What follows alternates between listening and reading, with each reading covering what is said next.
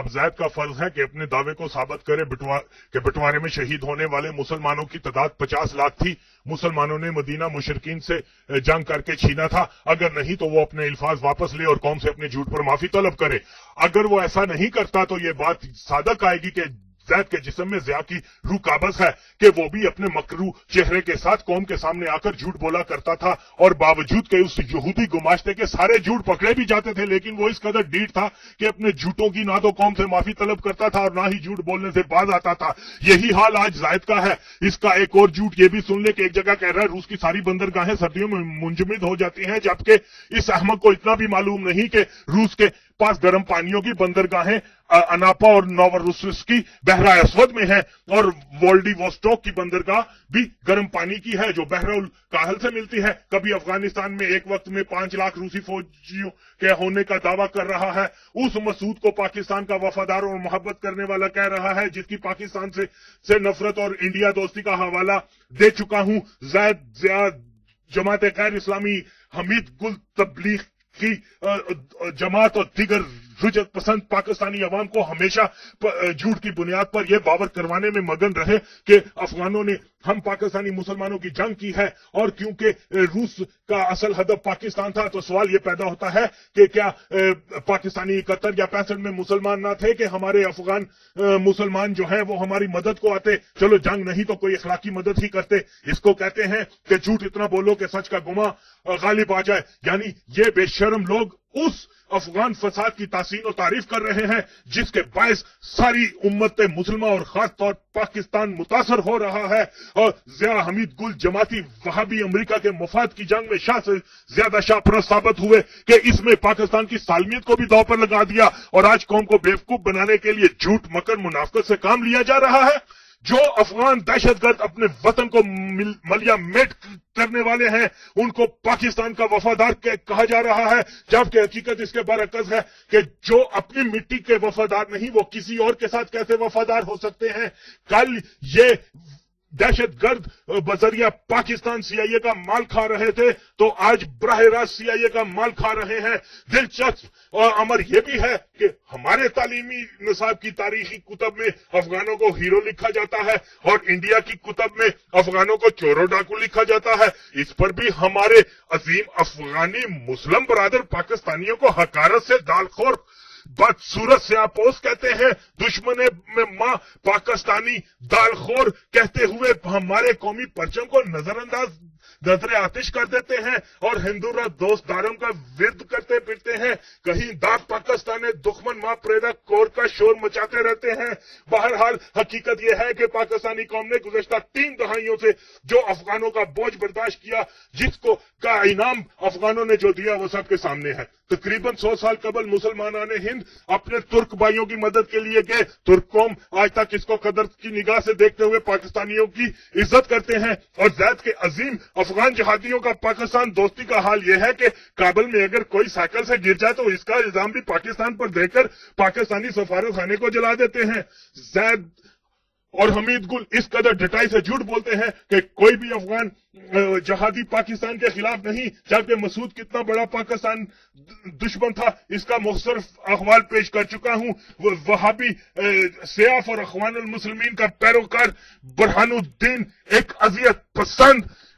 رمز فیلڈ سے بارہا یہی درخواست کرتے رہے کہ امریکہ پاکستان پر حملہ کر دے۔ گلبدین بھی اس وقت افغان وزیر اعظم بنا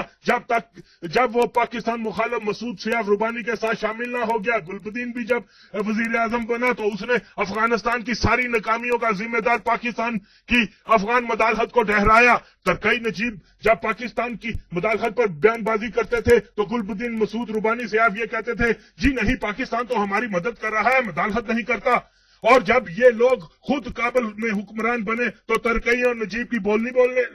لگے کہ پاکستان مداخلت کرتا ہے، جو دلیل ہے کہ کوئی بھی افغان فسادی رہنما پاکستان کا خیر خواہ یا دوست نہیں تھا۔ زید حمید گل جماعت غیر اسلامی سے درخواست ہے کہ وہ افغان مجاہدوں کو پاکستان کا وفادار کہنے سے پہلے صرف یہی بتا دیں کہ کتنے افغان مجاہد ایسے تھے جنہوں نے پاکستانی پرچم کی بے حرمتی پر احتجاج کیا ہو. ذرا ان افغان مجاہدوں کے نام بتا دو جنہوں نے اپنی قوم کو پاکستان سے دوستی کا درس دیا ہو. جو لوگ قرآن اور کعبے کے دوست نہ بن سکے وہ پاکستان کے دوست کہاں سے بن سکتے ہیں؟ اس لیے بے شرم زید حمید گل جماعت غیر اسلامی کو تاریخ کی سچائیوں کو قبول کرنا چاہیے اور پاکستان کے عوام کو غدار افغان فسادیوں کو پاکستان دوست کہنا بند کرنا چاہیے. یہ بات تو میں حسن ظن کی بنیاد پر کر رہا ہوں. جانتا ہوں کہ افغان فسادی جماعتی تبلیغی زید حمید گل وغیرہ یہ سب کے سب غداران دین و ملتوں کا ایک ٹولہ ہے، زائنسٹ کے گماشتے ہیں، اللہ کی زمین پر فساد کرنے والے ہیں. اس لیے یہ حرام خور کبھی بھی سچ قبول نہیں کریں گے. پاکستان کے عوام اور حکومت پر فرض ہے کہ ان لوگوں کی حرکات پر گہری نظر رکھیں، کیونکہ زید حمید گل جو کہ ایک یہودی ایجنٹ ہے، اسرار احمد جو گستاخ نبی اور صحابہ ہے، جماعت غیر اسلامی اور دیوبندی منافقوں کے ساتھ مل کر قوم کو جس اندھی گلی کا راستہ دکھا رہا ہے وہ راستہ زائنسٹ کا ہی بچھایا ہوا جال ہے کہ قوم کو ایموشنل بلیک میل کر کے پاکستان کو جنگ کا میدان بنایا جائے، جس کا نتیجہ تباہی اور بربادی کے سوا کچھ نہیں ہے. میرا گمان ہے کہ زید حمید گل، اسرار احمد، جماعت غیر اسلامی، عمران خان دیوبندی پاکستان کے اندر ایک ایسی فوجی بغاوت کے لیے سطح ہموار کر رہے ہیں جس کی قیادت فوج میں موجود مودودی دیوبندی نظریات کے حامیوں کے پاس ہو اور یہ زائنسٹ کے غلام ہیں. اگر خدا نہ خواستہ ایسا ہو گیا تو پھر ایک طرف تو ملک میں فرقہ واریت شروع ہو جائے گی تو دوسری طرف طالبان کی شریعت نافذ کی جائے گی، امریکہ کے خلاف جہاد کا نعرہ دیا جائے گا، امریکہ اور زائنسٹ کو بھرپور موقع فراہم کیا جائے گا کہ وہ پاکستان کے ایٹمی ہتھیار شدت پسندوں کے پاس جانے کے بہانے پر